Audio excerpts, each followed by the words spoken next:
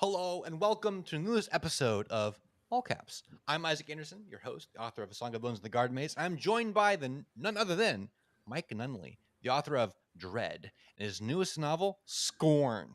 Welcome to Yeah, the show, Mike. How you doing? I'm doing pretty good. Pretty good. Thanks for having me on. Been Thanks for looking coming forward to on. this all day. Awesome. We're gonna have a good time. We're gonna talk about Vikings. We're gonna talk about Nice. uh, Vikings. We're gonna talk all about it. So right. this is your second book, correct? Like second Correct. novel. Yes. You've done And, graphic and novels and stuff in the past, correct? I have, but I got to say, and for some reason, saying you can do things is looked frowned upon. But I could say that I am a much better at writing prose than I was at writing comics. Oh, cool. I, I'm What's just the I'm a lot more in my zone writing prose. what is the difference? Uh, One of the major differences is, like, for instance, when you're writing a comic, you have to say a lot with the visuals as well as with the words. And truth, unless you make a really long comic book, it's hard to say a lot. You know what I mean? Like, for instance, I had to limit myself to 25 words per balloon because Oh, you know what I mean? Because it's yeah. all about page space and real estate on the page, all that kind of stuff. And so, I mean, it's comic telling a story as large as like the Omenverse story that I have. Hmm. Through comics and the pace that I'm able to I was able to put comics out would have taken decades. Whereas with Mm. prose, I can get this whole story out as well as the couple of stories I've already written in a matter of maybe 5-6 years. Wow. Yeah. That's a difference. That's a Yeah. big difference. And the cost is significantly different as well. When for instance, I was paying and this is dirt cheap. I was paying somewhere between 2,000 and 3,000 per comic just for the art. That Yeah. didn't count the letter, that didn't count the printing, that didn't count the editing, none of that. Wow. Yeah. So, you prefer writing novels? Yes, I do. Yes, I do. Yes, I do. And honestly, I feel like while I enjoyed it, I had fun writing Yeah. comics. I am enjoying this a lot more. Hmm. I mean, when I get a writing day going, when I get inspired, I can work from like 4 in the morning till about 3 or 4 in the afternoon. How many words is that? Is that like 5,000 words? 2,000 words? Um, let's see. I'm gonna say 5,000 is probably a good amount for that. That's Like pretty good. I wrote I one day I wrote an entire chapter and even went over it once. That took about 15 hours. Yeah. Dang, man. You're a workhorse. I am, but to be fair, and before anybody tries a comparison there, I am disabled. And so I have I guess I you could call it freedom, you could call it trapped, however you want to say it. I have more time available to me to work on this. Right. Yeah. Yeah. Interesting. So, your first novel, Dread, was a bit of a sci-fi kind of gumshoe kind of thing, if I remember correctly. It was technically it's the Dread. The Just Dread. for the record, there. Yes, it was. It was set in the 26th century, and it was a detective story centered around a serial killer. Hmm. Just FYI, I'm a little bit obsessed with serial killers, and so that kind of thing will creep up in my stories from time to time. Yeah. But yeah, so it was all about uh how do I describe this? It was all about the internal journey Yeah. of the main character, John Pearson, and how he goes from being the main suspect in a murder case that just landed in his lap to the end where he's questioning everything. You know what I mean? Like Yeah. Yeah. it is a wild ride of a journey, but I will tell you something about the Dread that I I kind of I kind of regret a little bit. And Okay. that is this. That is this. I listen to a lot of the online discourse about what should and should not be in a book. And I can Hmm. tell you, after listening to a lot of this, I think this is mostly from people that don't actually like to read. Hmm. But um, it it inhibited my writing in the dread, where I'd be like, I want to describe this or I want to go into this, and I'd be like, no, they said they don't like that, and so I wouldn't put it in there. What were some Whereas of the things they didn't like? What were the examples? like I was afraid to describe anything because I was Hmm. afraid of somebody accusing me of exposition. I was Right. afraid Yeah. to elaborate on it. You know what I mean? Like I tried to make everything so brief and short so that I would fit this. Like I said, it's like they don't actually like to read or something. I don't. Yeah. Yeah. But I mean, I with Scorn, totally different. That I said, you know what? I'm writing this for me. So this is me completely unfiltered. And I think it turned out better.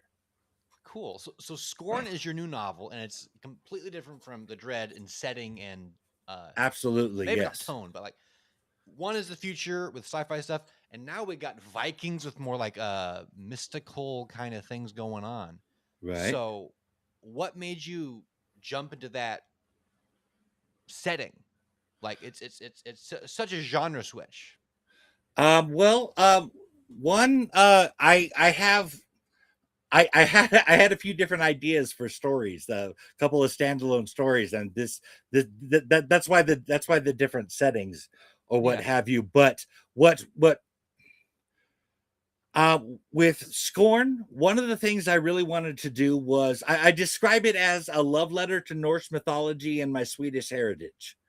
Okay. So, one of the things, and granted, this is totally a fantasy story.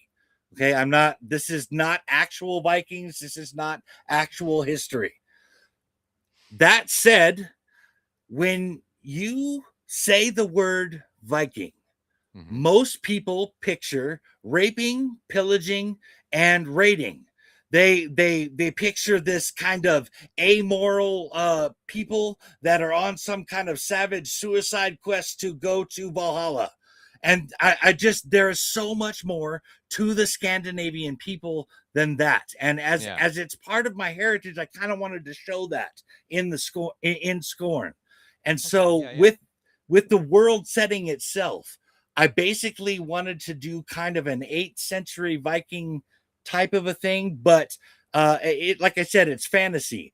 This Hmm. is also a world where Norse mythology is not only real, it is alive and breathing in the story. The story starts out with the main character being sent on a quest by Freya herself to rescue Munin, Odin's raven, so that Odin can get his memory back. Right. That's how the story starts out. I mean, it was described by one person said that it felt more like an extension of the sagas rather than a new fictional work. Interesting. I, it's totally fictional. I mean, I Yeah. do Yeah. a Yeah. lot of references to Norse mythology, though.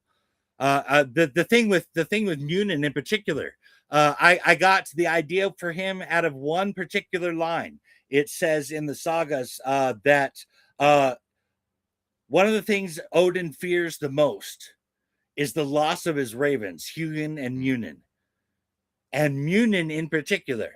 Now, the reason that matters is this: if you know about Norse mythology, then you know that Odin is obsessed with knowledge, Hmm. absolutely obsessed with it. He actually plucked out his own eye and stabbed himself through the gut, pinned himself to Yggdrasil so that he could get knowledge. That's how desperate for knowledge he is. The guy's committed. Yes. And so imagine a guy like that losing his memory, losing his access to that knowledge. I don't think he'd be happy with that. I think he'd be pretty upset. Yeah. Yeah.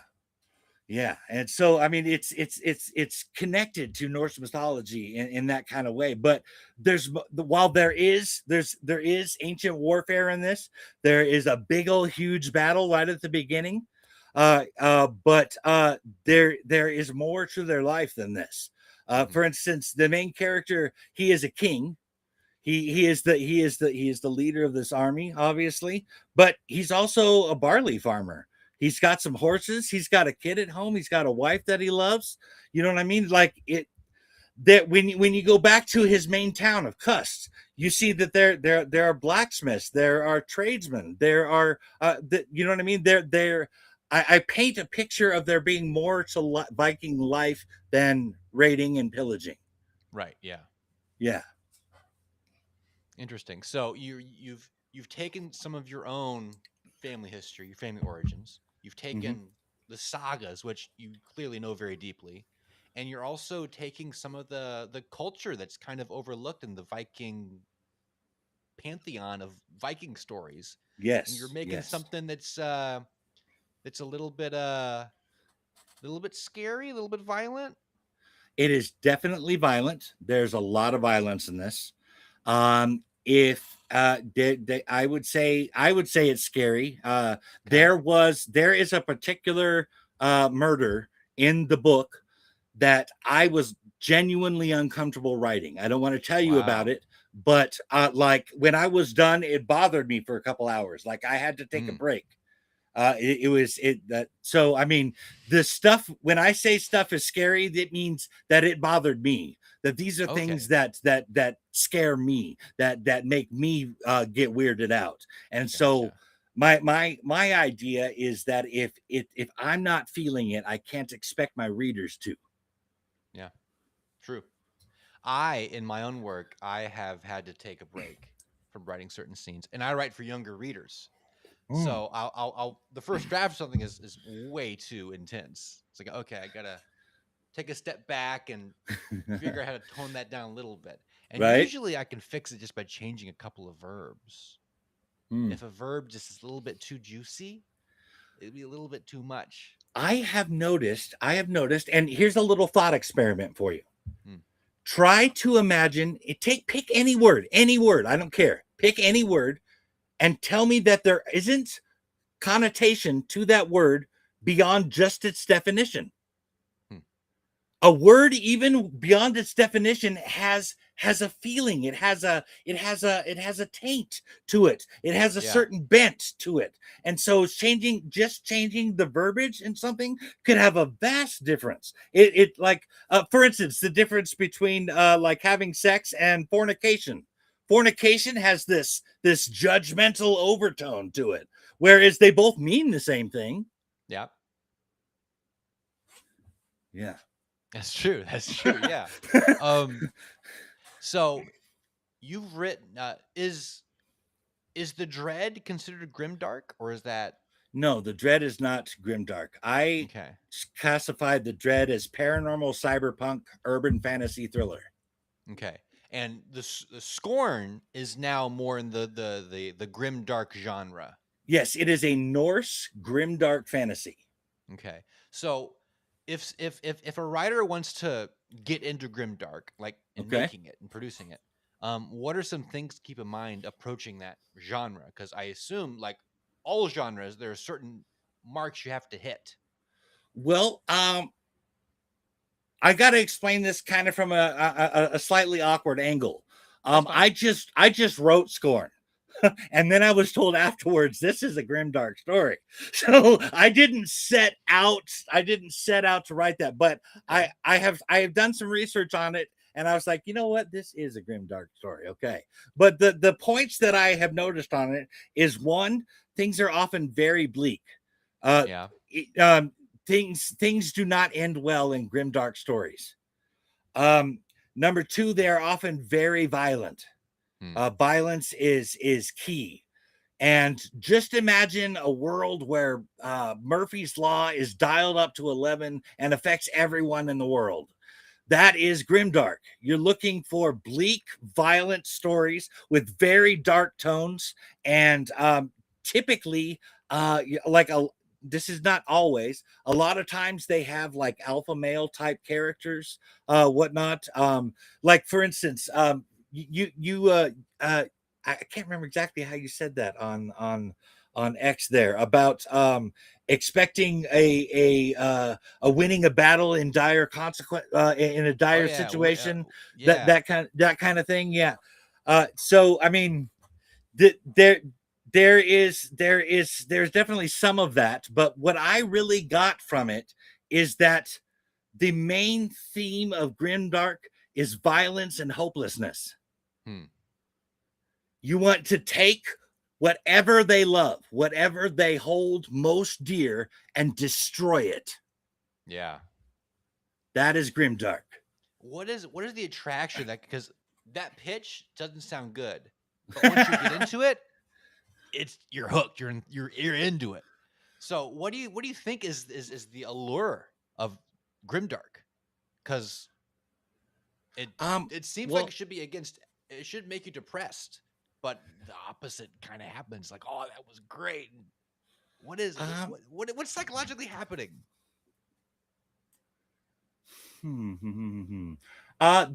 For instance, I talked to Saffron Asteria recently. You know, you heard, right? Okay. Yeah. One of the things that she particularly liked about describing the Vorn is when I said it was violent, her eyes went whoosh. Like that was a huge attraction. As soon as I Yeah. said it was violent, she's like, "Yes, this is what I'm talking about." And I think that is a big draw for Grimdark fans. Yeah. But also, and I don't know if this is true of all Grimdark, but Scorn is a Shakespearean tragedy. Mm-hmm. The tagline for the book is "Hell hath no fury like a woman scorned," and that goes double when she's a sorceress. Yeah. Does that help paint That helps. That that for helps. you? Yeah. Does that? I mean, Yeah, we like to see something burn. we do. We If do. something's You on know, fire, we kind of gather around and check this out. So so we're driving by a car accident. Somebody's brain is literally spilled out on the highway. Do we turn away and go? We're like, no, yep, we check that out. Yep.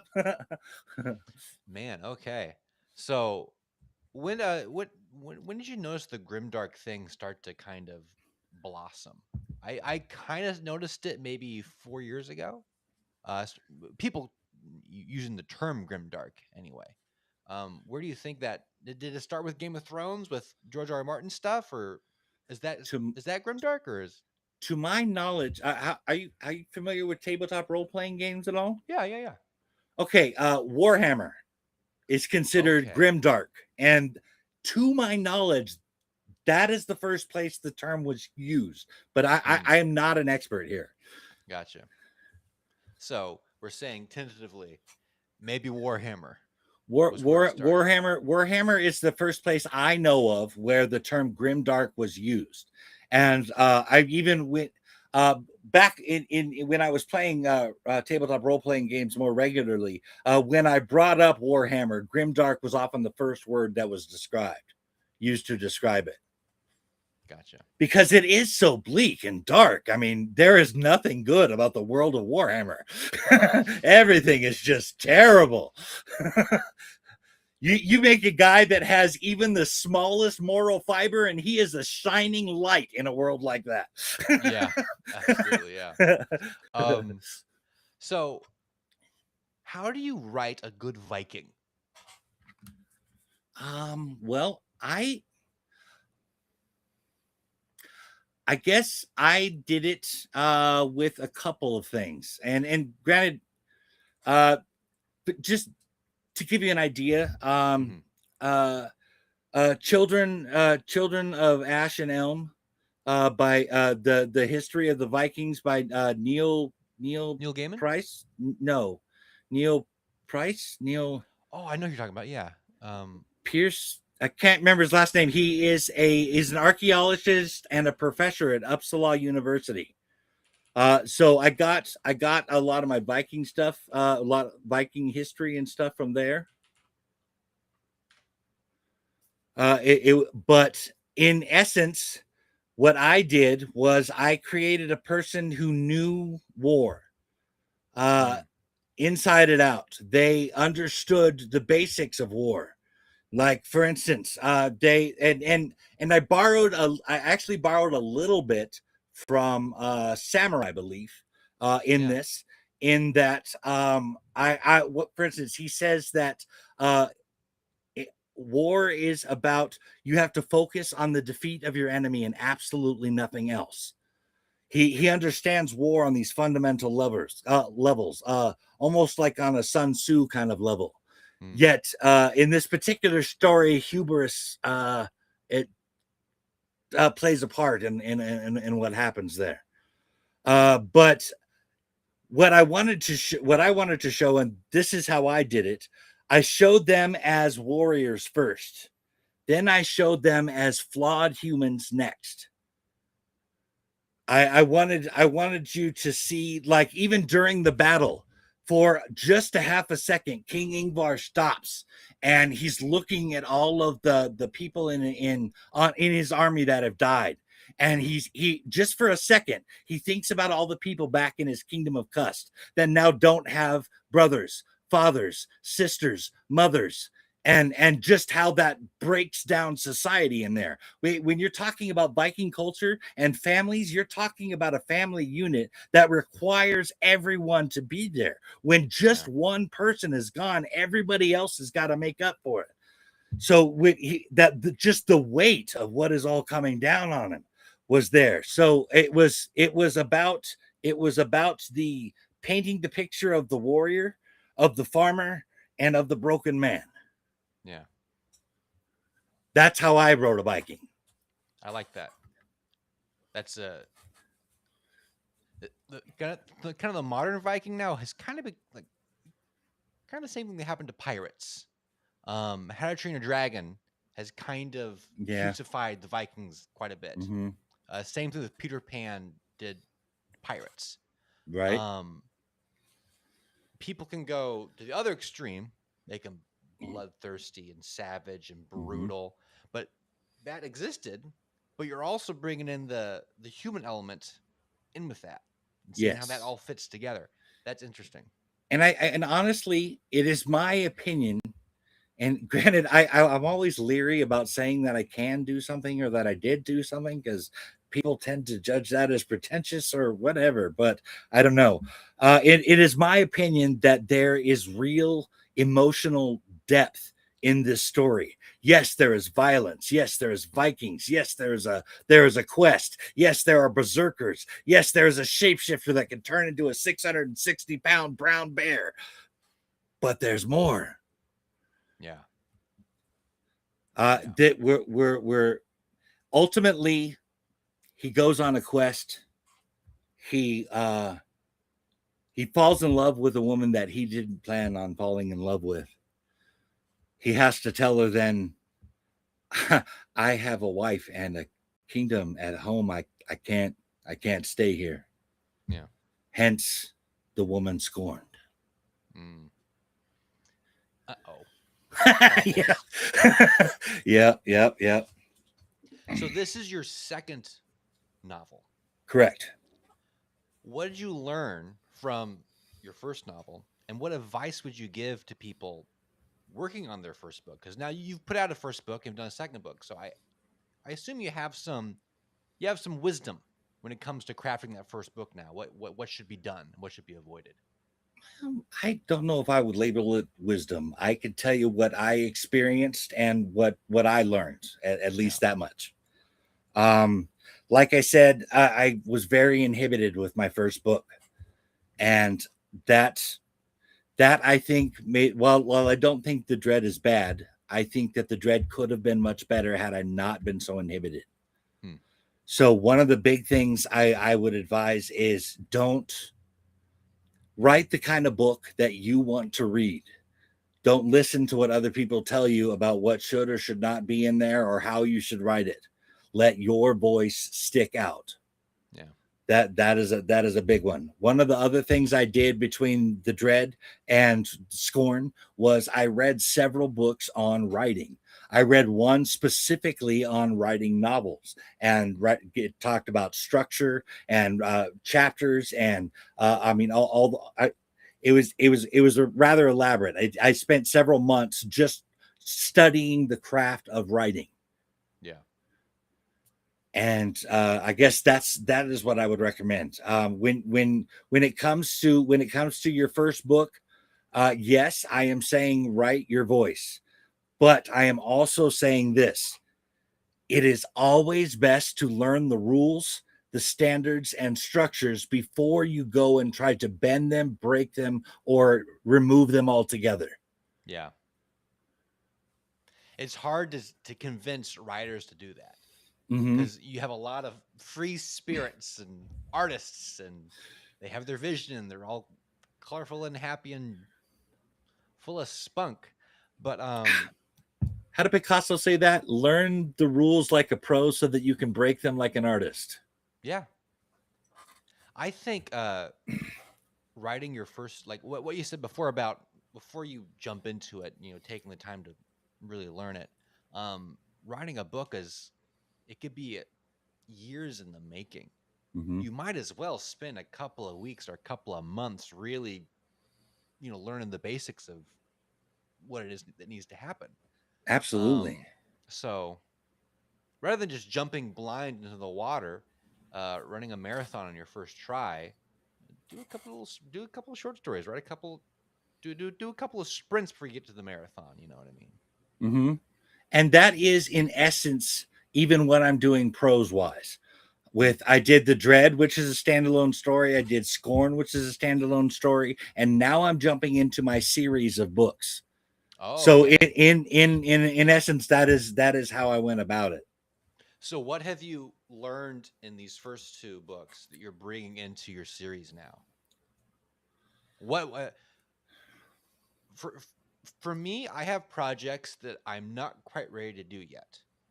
I'm doing these other things as practice to get to that big thing. So, Right. what are the things you were practicing to get ready for the big thing? I guess is my question.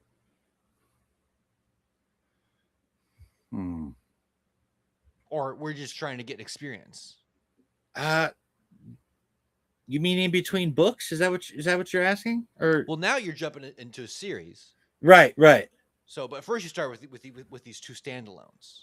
Yes, well, the idea was, I see what you're saying. I think the idea was, I wanted to tell a couple of standalone stories to really flesh out my voice, to Yeah, flesh out my writing, really get into it before I dedicate my time to the series, which is quite a project, actually.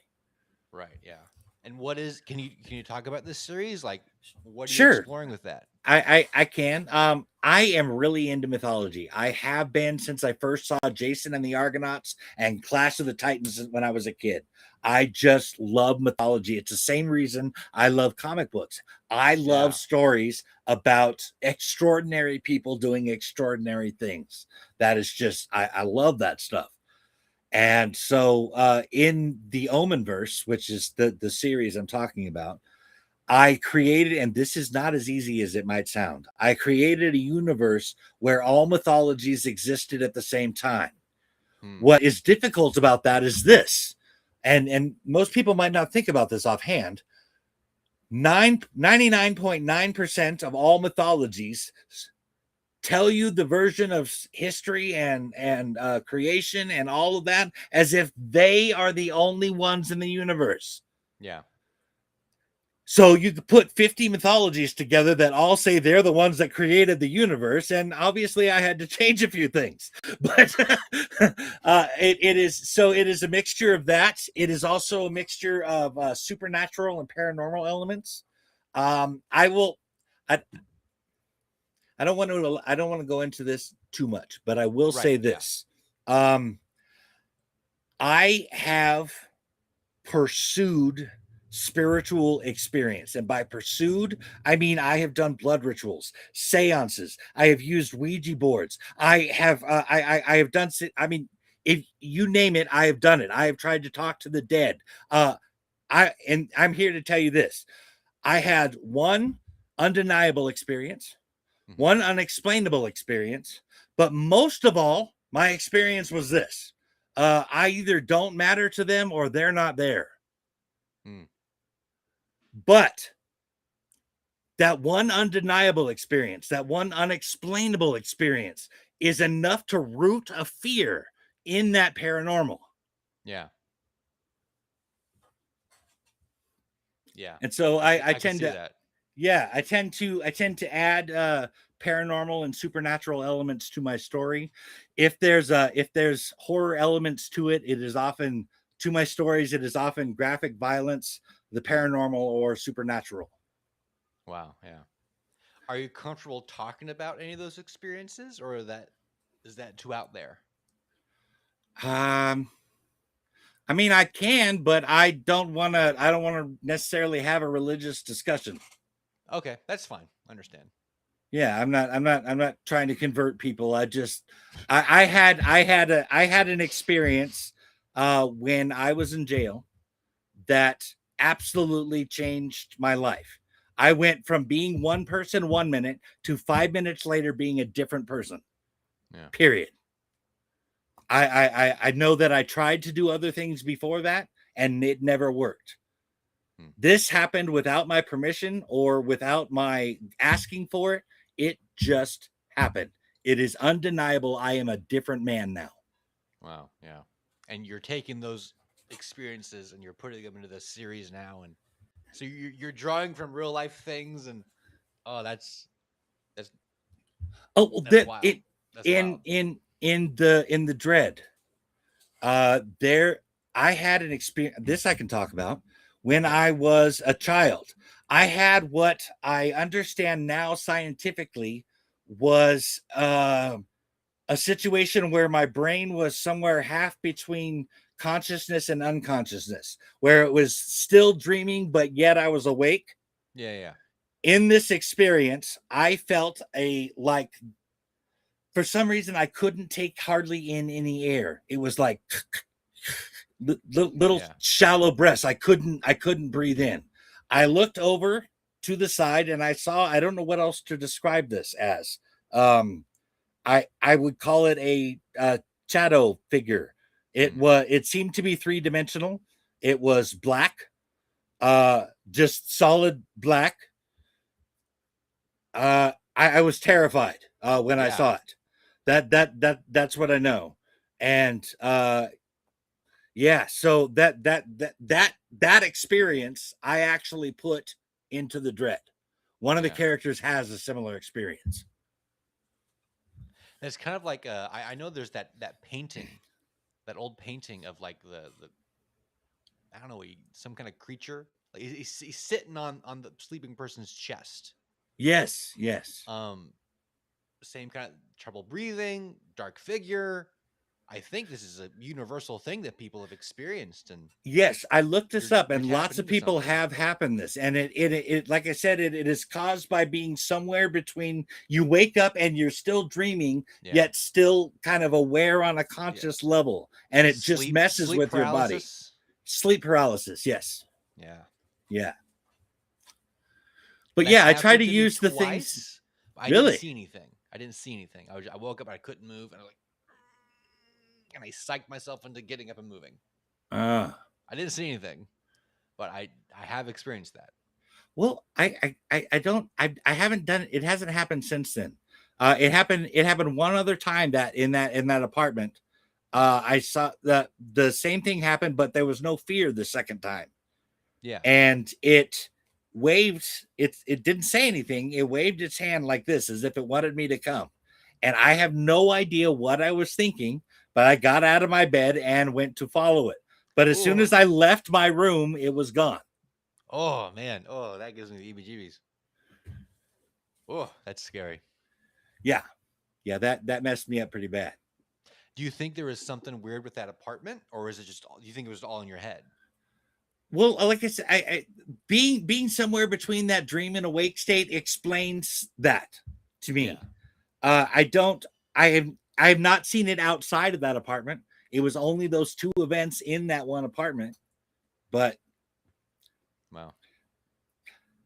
I don't know. But like I said, I tap into things that mess with me because I Yeah. want to. It is my. I feel it is my job to disturb my readers on some level. Yeah. That's some great writer. That's some great writer fuel, right there. Yeah, yeah, yeah. So I have some other more boring questions that are more Bring it on. clickbaity here. Um, how do you combat writer's block, and is it even real? It's absolutely real. But hmm. I suppose there are a couple of things. Number one, um, I am an inspiration writer. So when Mm, writer's block is happening, it's usually a lack of inspiration. So I look for things. One of my favorite things to do is to watch movies and read books, especially if I've seen them before and read them before, because then I can analyze how they're telling the story. I can say, wait a yeah, minute, I see how you're planting that seed right there. And I see how you delivered on that over here. I kind of like that. Maybe I could do something like that. Oftentimes, analyzing stories and stuff like that will provide inspiration. I'll be like, hey, I know how I can do that in my story, that kind of thing. Uh, as far as practical things to do, I live in a park, and I will often just walk around my park, and I will just stare at the ground while I'm walking, and I just try to put the scene together in my head. yeah. I write at a coffee shop nearby, Yeah. so I walk there. It's a good 15-minute walk, and while I'm walking, I'm thinking about what I got to do, and I'm getting All into right. the mood. Yeah. So when I Yeah. finally get there, I sit down. It's writing time. So I don't usually suffer writer's block if I'm writing at the coffee shop.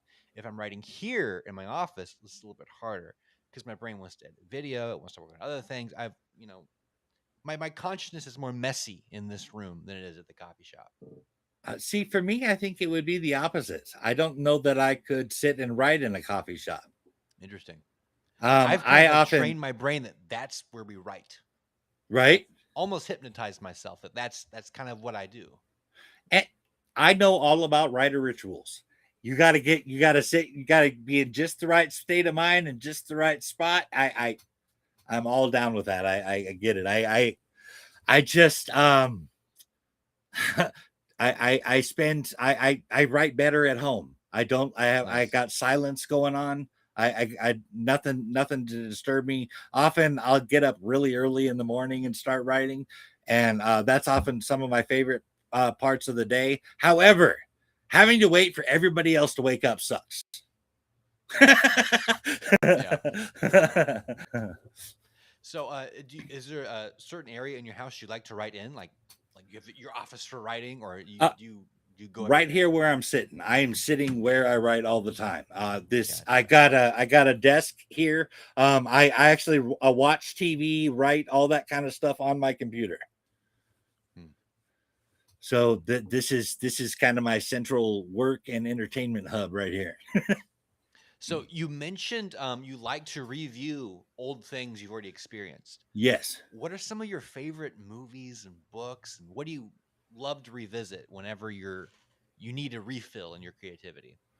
It's not. I don't generally go to a specific movie, but like there are examples I think of Hmm. uh, for uh, for instance that I would go to as a thought. One of the things I was really one of the most impressive writing projects I have ever seen was James Cameron's writing on Aliens. Hmm. The movie, the dialogue, everything about that movie is absolutely perfect. It's glorious. Everything is planted and delivered upon. Everything that is in there is absolutely needed. I mean, it is just a brilliant piece of writing. So I mean, I sometimes I will go back to that one, but Yeah. I mean, oftentimes if I've gone to a movie several times, sometimes I like to try to find something else that maybe I've watched a few times or whatever. So, you know what I mean? Because you can Yeah. only analyze the story so many times before you get it. The movie that on rewatch later in life that really hit me like that was Toy Yeah, Story 2. really. That is such Okay. a perfectly written film. Hmm. Everything is set up and everything has a payoff and everything is balanced just perfectly. It's a perfect film. Nice. Writing wise, it's like I don't know how to describe it. I watched it recently, maybe a year or so ago, and I was just struck because I was in my I hadn't watched it from a writer's point of view. I watched it when I Ah, was younger. From a writer's okay. point of view, Toy Story 2 is just it's a masterwork. It's so good. I honestly think that writers can enjoy things like that on a level that those who don't write can't. You know what I mean? Like things Yeah. where a normal viewer might just look at it as this is what happened. A writer can appreciate the beauty of the scene, the setup, Yeah. the perfectly worded dialogue, all these little nuances and stuff. It's a magician watching a magician and enjoying the Yes, show yes, because they're yes. getting the little things they're doing, and Yeah, yeah.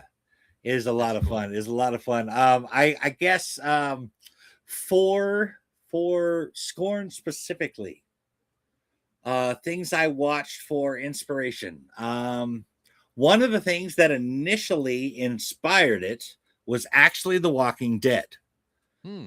I got the well, I should combine this. It was The Walking Dead and Dungeons and Dragons. Um, Okay. The Walking Dead showed this group who is basically on the run from a supernatural enemy. That was my original inspiration for Scorn. Hmm. Then there's things like the Vikings series, Yeah. 13th Warrior. Have you seen that? The 13th Warrior? I've heard of it. I haven't seen it. Is that like a? It's not a time travel thing. It's like a. I'm thinking Highlander. No, no, it's not. It's not. It's not that. The 13th Warrior. Stars Antonio Banderas. Oh. Okay. It basically he is. I don't. He's Arab. I don't remember exactly where he is from, but he gets exiled from his country and has to go to the north where the Vikings live. And they get on this quest. There's this quest that has to be done. There's this king that's in trouble and he needs help. And they like do this roll the bones thing and That decide sounds that pretty a good. 13th warrior has to join this party and he has to be a non-Viking. Why haven't I seen this movie? That sounds really good. It is excellent movie. It is an excellent movie. Okay, adding that to my list. 13th Warrior. Technically, it is the 13th Warrior, just in case that matters. The 13th Warrior. Okay. Okay, Yes. gotcha. Excellent. Well, are there any other like hidden gem films or books that you wish more people had eyes on? Hmm. Let's see here. Let's see here. One book I read recently that I really enjoyed, and I picked up some tips about doing action from Hmm. was I want to say it's Morello, but I'm afraid I'm thinking Rage Against the Machine. The First Blood. Oh, David Morrell. Moral. Morrell, Yes, yeah. yes. I'm I reading. read that. Oh, I'm reading The Totem right now oh, nice, by him. nice.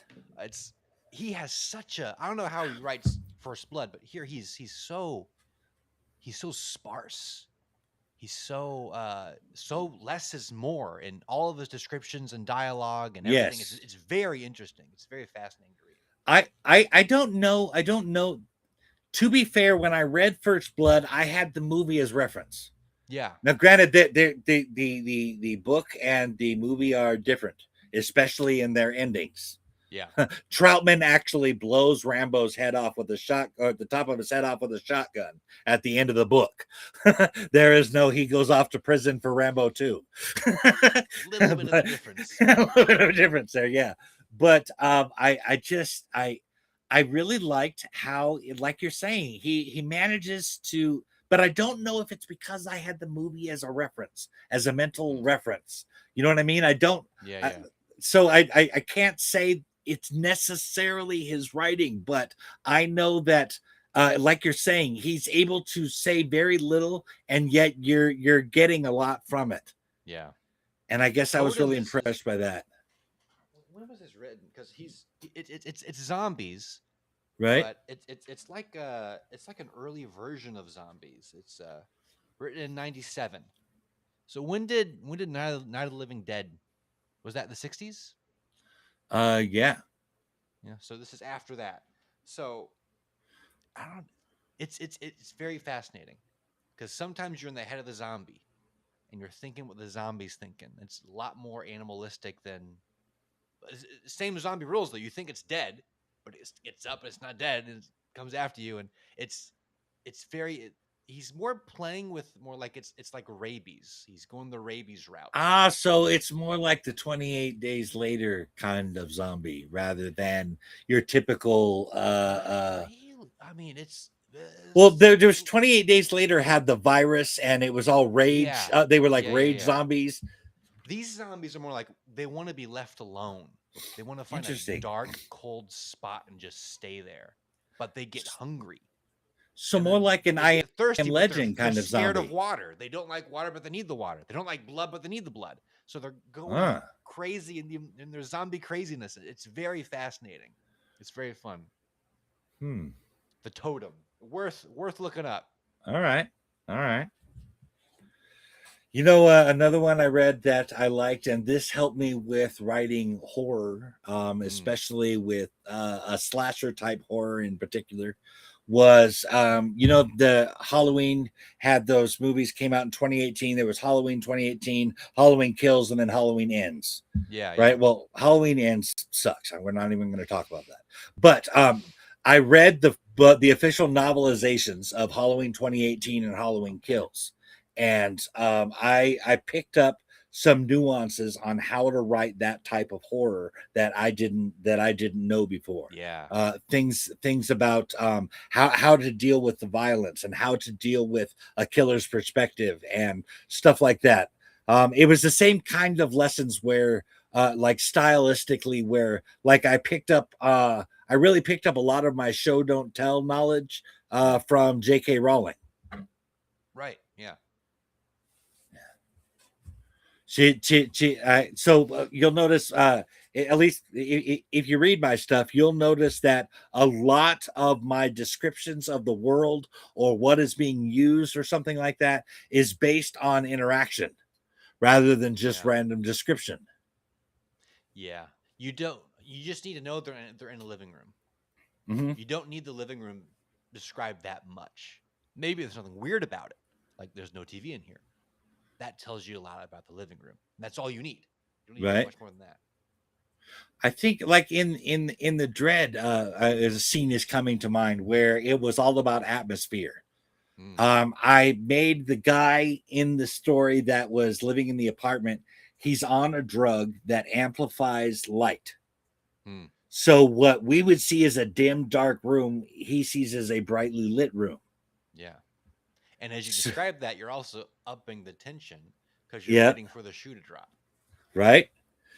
And so I described this there's this dim room, and plus he's smoking a drug that has these little glittery particles in it. Mm, And so between the blue light coming from the TV screen, the dim lighting, and the smoke in the room, it almost makes a dreamlike atmosphere. yeah. Yeah. And so, like in those types of cases where I would describe that, but I mean, basically, it's got to be story relevant or interaction based, Yeah. and I totally learned that from J.K. Rowling. I was never allowed to read Harry Potter as a child. We Uh, were good little homeschoolers. We didn't read the witchcraft books. oh, Now, but I'm the oldest of nine, so yeah, all the younger siblings now have read Harry Potter and they love Harry Potter.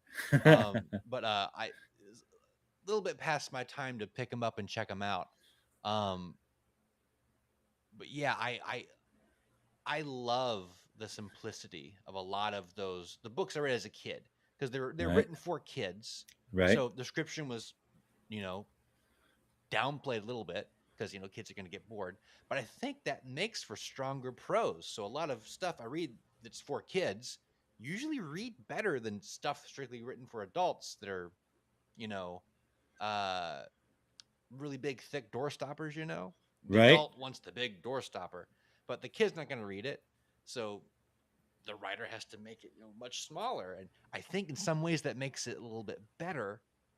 Not better in all ways. Some ways you want a big door stopper for certain things, but I don't know. Um, Writing for kids, I think, really forces you to write something that's good. and good as in like readable. It's got to be understandable. The kid needs to be able to picture what's going on and quickly. I would word it like this. As a writer, while you do want to describe, Yeah. your job is to do just enough to make the reader imagine it. Mm-hmm. Don't ever let the reader feel like they're lost, but Right? don't do all the work for them. Exactly. Exactly. If your reader has an idea of what the cat in your story looks like and it's their cat, every reader is gonna have a different cat because they're filling in the details of that cat, and that makes them like that cat a little bit more because it's their. But if it's ever made into a movie, though, everyone's gonna be very angry because it's not their cat. Um, right. That was actually something I did a little too much in the Dread, I think. okay, I didn't. I imagined the main characters as Brad Pitt and Morgan Freeman from Seven. I didn't describe them that way in the book. right, yeah, So I mean, it was I wanted the reader to be able to imagine it, but I'm not sure I gave enough information to do so. yeah, yeah. It's a tricky line to walk. Mm-hmm. On one hand, I can see that being very powerful. On the other hand, you're not getting exactly what you want across. Mm-hmm. So you gotta find that hard line that you can't really teach somebody exactly what to do unless you No, write the book for them because they have no, to do the book. it's definitely it's. I don't know. Yeah, you're right. I don't. I mean, you can give. There's no correct You can answer. kind I of mean, point somebody in a general direction, yeah, but you can't tell them how to do that themselves. That's one of those things you have to walk that path to know. yeah, absolutely. Well, there's one thing we can tell people. We Hmm. can tell people to check out Scorn, Yeah, available baby. right now on Amazon. Oh yeah, it's actually free to read on Kindle Free. Unlimited. Check it Free. out. And you can, and as far actually, I think there's actually a sale on the Kindle edition right now that is also free if you have it. But Nice. even then, it's only $1.99 right now. The paperback is $9.99, and the hardcover is $14.99. Nice. That's really good. That's fantastic. Check out Scorn, everybody. Vikings, violence, grimdark, and happy endings. Maybe you have to check it Um, out and find out. Do you have time to play a game? I've set up a little tiny D&D light thing. If you're down, okay, let's do it. Let's give it a shot. okay. So I like to call this locked outside your house, a Okay. mini adventure. So what's going to go? You've been locked outside your house. I don't know what happened. Maybe you're checking the mail. Maybe you wandered outside just to get the clean air. But something happened. The door closed behind you. It was locked, and you don't have your key with you. And the moment it happens, you feel a deep cramp deep in your body, and you got to get inside. You got to get inside fast before something bad happens. And you need new pants. Um, as you're outside, you kind of you hear a poof behind you, and as you turn, you see this being. He says, "I am Glib. I sensed your distress, and I'm here to help you out. I have items that may help you on your journey to get back into your house." And he offers them. He's like, "What would you like to grab today? I have a get well soon card, a fez, and a big old chicken nugget. Which one do you think will help you on your quest?"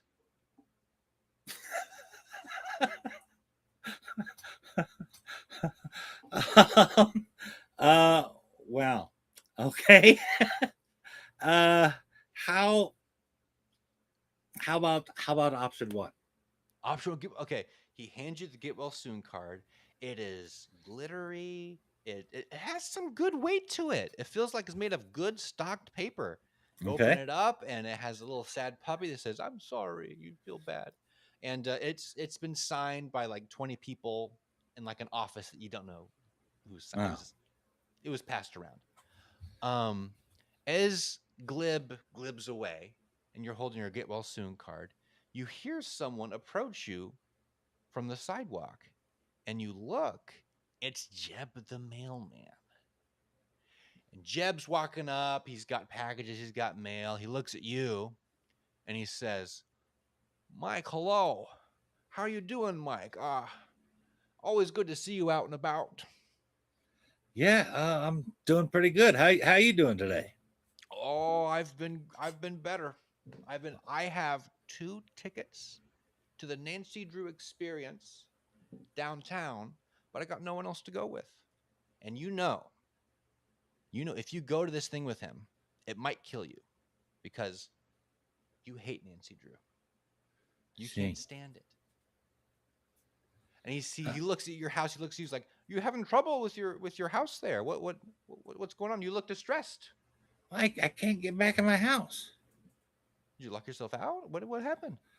Yeah, I mean, sort of. I went outside my house and it slammed behind me and it's locked. And I didn't bring my keys because I wasn't planning on locking the door. Oh, that's sad. That's sad. I'll tell you what.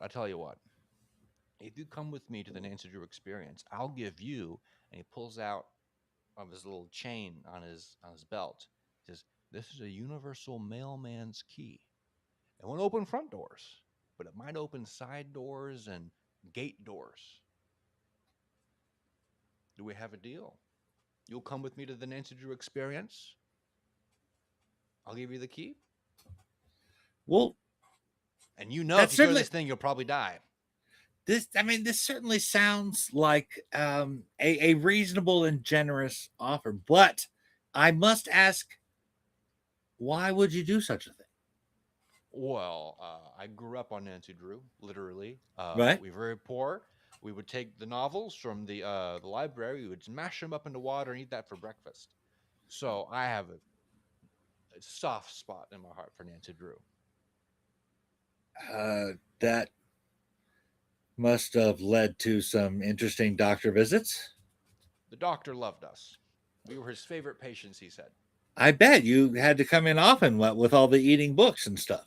He told us to stop, but we just couldn't. We loved it so much, and we didn't have any food anyway. So we had the lollipops from the doctor's office. That was a good treat. So it was kind of a how many books would a woodchuck chuck if a woodchuck could chuck books? The answer is 28. I know. I know from experience. Okay. Well, I mean, was it like an osmosis thing where you took the story in via your stomach? Um, Sometimes you would catch paragraphs floating in the cereal bowl here and there.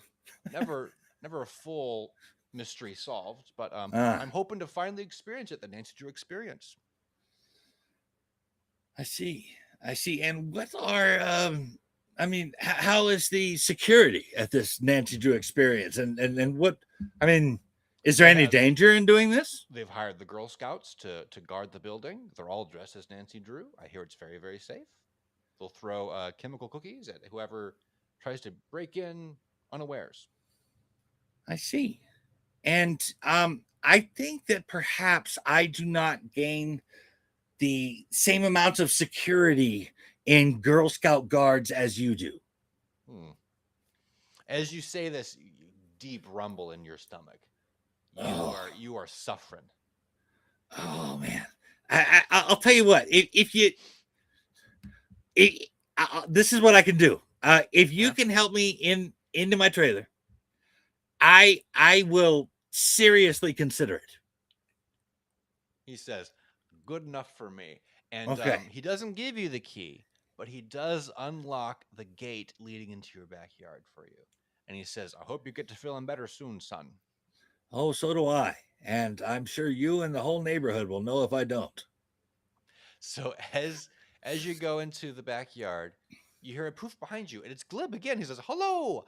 I see you've made it this far. In case you need anything else, I have some items for you." And he has some catnip, a tambourine, and a fat toad. Which one would you like?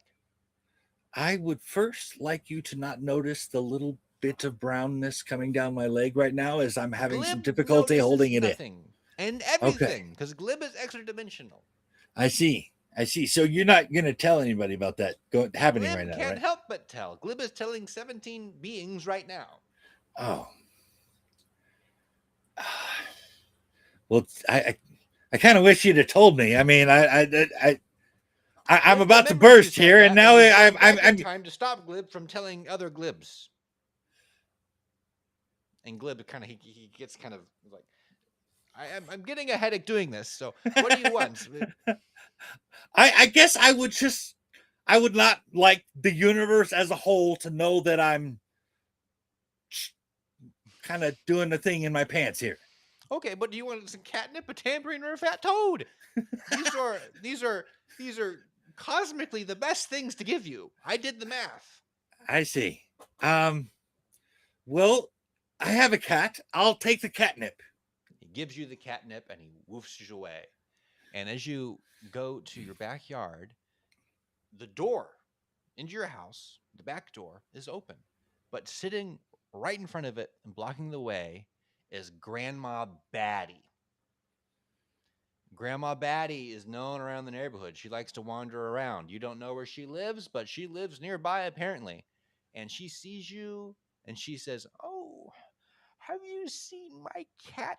I've been looking everywhere for it. I've been looking over there, been looking over here, been looking in your yard, especially because I know Mr. Whiskers likes you." Well, believe it or not, and as chance would have it, I was just recently given some catnip. Oh, joyous of days. It's Yes, as if the I was universe cosmically decided to give you something that would help you. exactly. I gotta believe this is fate. So here, have some of this catnip here, and draw your cat to you. Then, Okay. She's sitting there and she's very, very tired. She's like, "I cannot move. Could you throw the catnip about to attract my cat for me and maybe call for Whiskers? I'm very tired." sure, sure. I toss the catnip around a bit, and I'm like, Okay. here, kitty, kitty. Hey, Whiskers. As you're tossing the catnip, Grandma Batty is like, "Oh, something's wrong." And she looks down and she's sitting, and underneath her you see a cat tail just beneath her. And this cat is trying to get out from under Grandma Batty. And Grandma Batty is so weak and so old and so large that she can't even roll over to help her cat. She's, "Oh no, I've killed poor Mr. Whiskers. Oh, help me get up."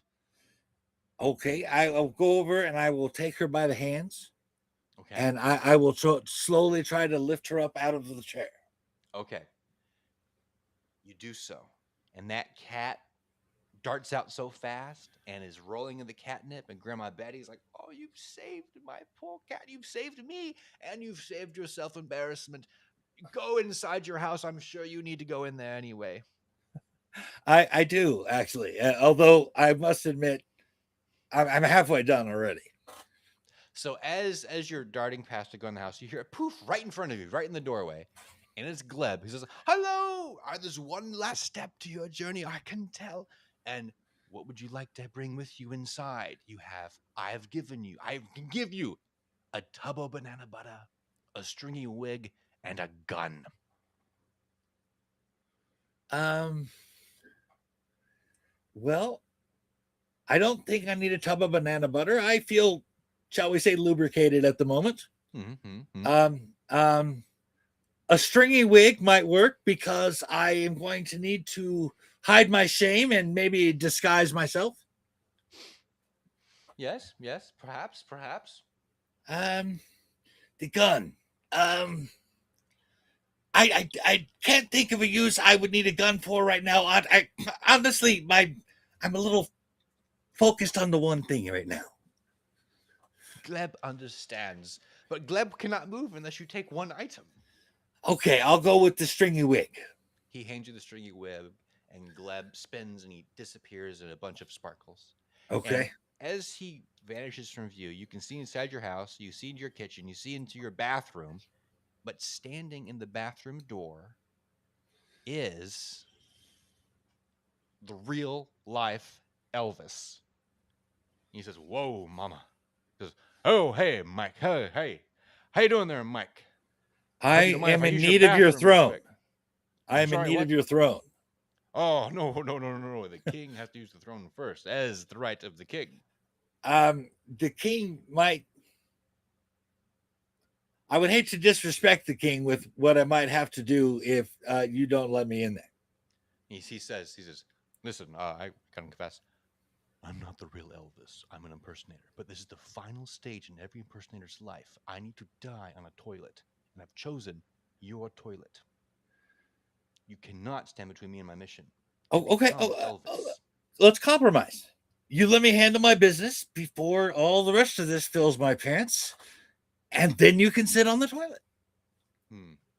He thinks about it. He goes, Trust me, we're talking a very quick sitting. This is already. We're talking. It's like it's got jetpacks coming out here. he says, "What'll it give me? Hang on, you got to give me something. What are you gonna give me?"